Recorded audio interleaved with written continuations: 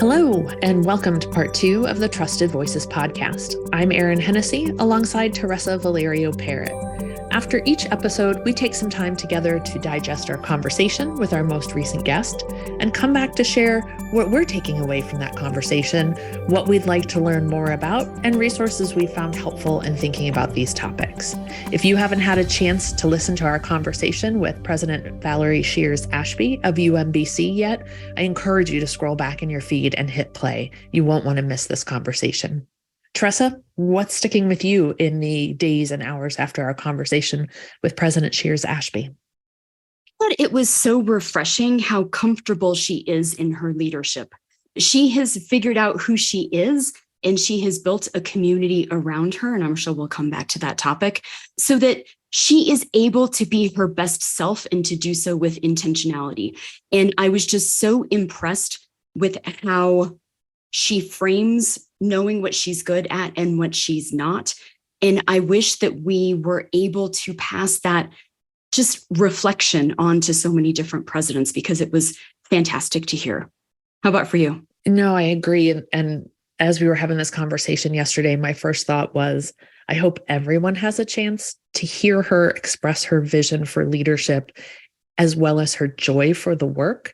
Yes. Because it just, you and I talked after our recording, I don't go in for these kind of metaphors, but it filled my cup in a way that was just, I didn't realize how much I had needed it.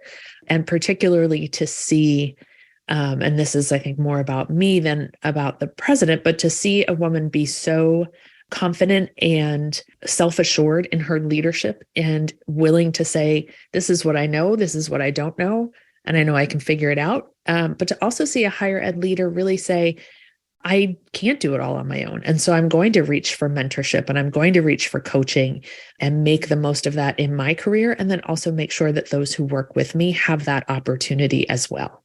I was impressed that she was willing to ask for what she wanted. Mm-hmm. And that was everything from resources to new opportunities to promotions to whatever it was. And that's one of those things that I literally just got the chills thinking about that. Hearing her say, this is what I want. Some of this came by surprise, and I was approached for it. And in other opportunities, I said I wanted this. And that strength and that power I thought was just beautiful. And as you know, at the end, when we signed off, we did exactly what you talked about. I gushed for a bit and told her, you and I both have talked about how this has been kind of a tough week in some ways.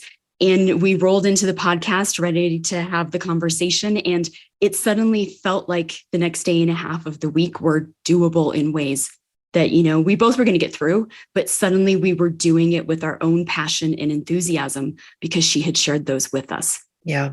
It was just inspirational. It was. And we didn't really dig into it, but I think have a link in our show notes to a conversation that she had with Doug Letterman of Inside Higher Ed and Bridget Burns. And in that conversation, I was so struck about how she talked about, I don't want to call it work-life balance, but about what she needs for herself on a personal front to come to her work life as a full and authentic person. And she sort of touched on that briefly in our conversation, but I encourage folks to go either watch that interview or read the transcript of it, because she really talked about what she needs in her personal life in terms of rest and in terms of exercise and in terms of music and the things that really fuel her personally so that she is at her best professionally. And I think particularly coming out of this pandemic experience, so many of us are grasping for how to rebalance and how to refuel in our personal lives, because we know that we're coming in a little rundown and a little tired out. And I'll speak for myself, a little uninspired at times because of what we've all been through in the last few years. And are still going through in many cases, right? Yeah. And I think that was important. Do you mind if I switch gears for a second? I was going to say it's probably enough gushing, and we should probably talk about some substance, but my gosh, it was fantastic. Yeah. And this is what we talked about, right? Who can instill trust? That's really the point of this podcast for the industry.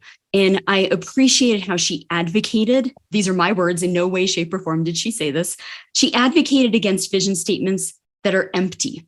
one of the things that I did in my graduate program is we had to look at vision statements and mission statements and try to find substance in them. And that was a tougher project than y'all might think. And that's something y'all might want to do if you have a little bit of time just to poke around different websites for institutions. There are a lot of mimicry-based vision and mission statements. And I know that she inherited it, but she's owning it. And there is nothing disingenuous about the way in which UMBC thinks or talks about itself. And I like that.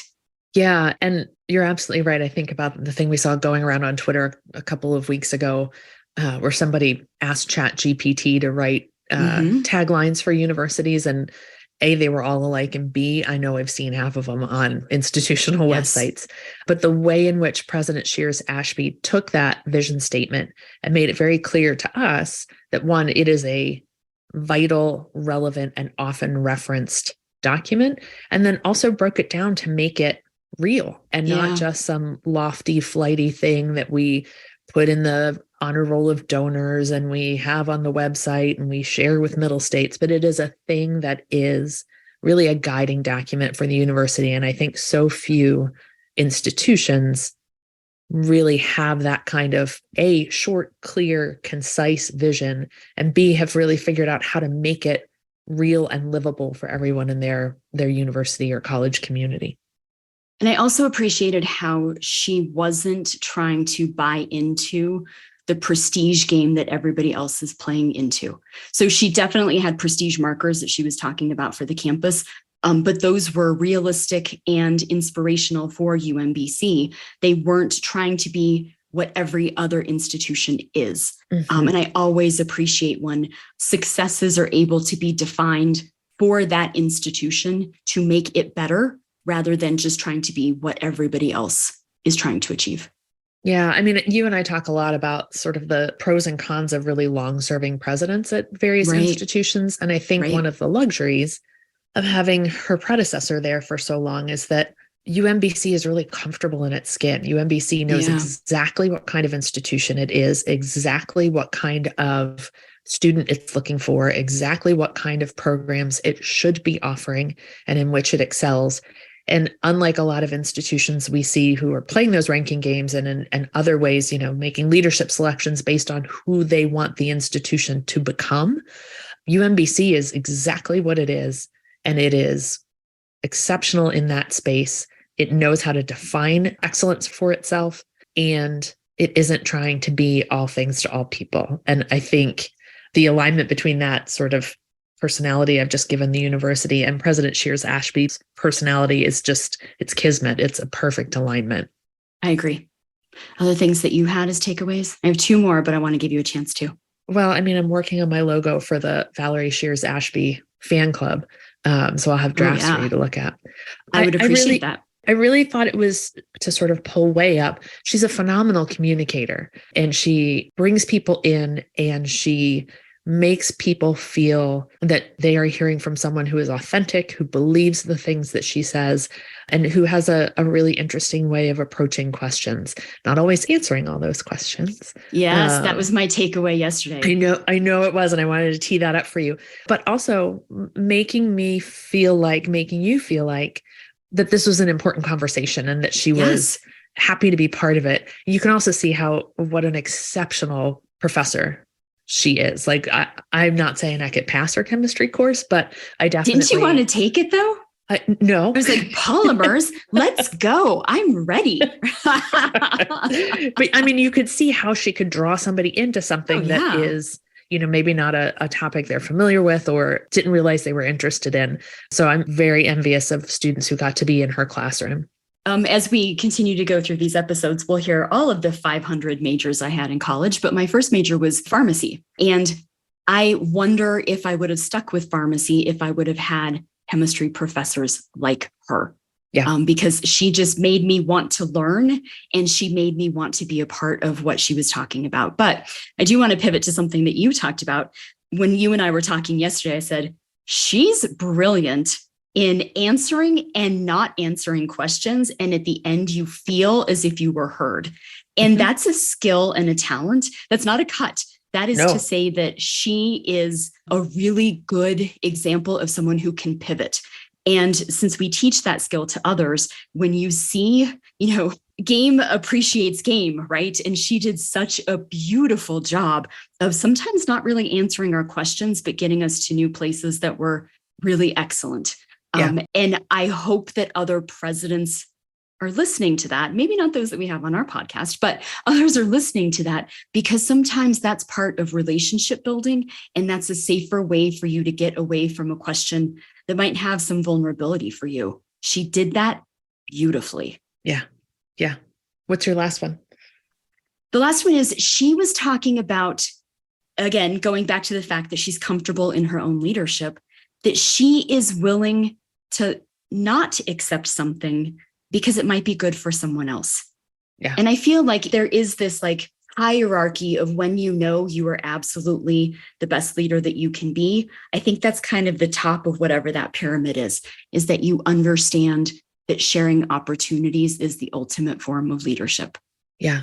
Yeah. And we both, I think, mentioned it a little bit in that conversation, but just noting the difference between a leader who is open to opportunities as they come and, sort of matches them up with their strengths and interests and things like that. And the person who has set the intention early in their career to say, this is what I want at the end.